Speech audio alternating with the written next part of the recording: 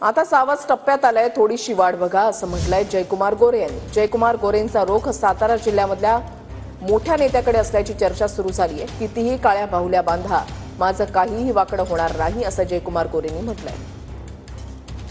ती अडवया, किती थांबा, किती थांबवायचा प्रयत्न करा, किती बाहुल्या बांधा, पण जोपर्यंत जयकुमार गोरेच्या पाठीशी जनता आणि माझ्या माता माऊली आहे, तोपर्यंत जयकुमार गोरेचं तुम्ही काही वाकडं करू शकत नाही।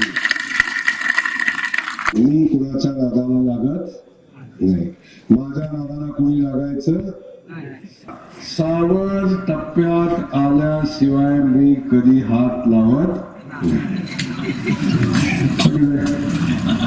आता सावज टप्प्यात आलंय, थोडीशी वाट बघा। आता सावज टप्प्यात आलंय, थोडीशी वाट बघा।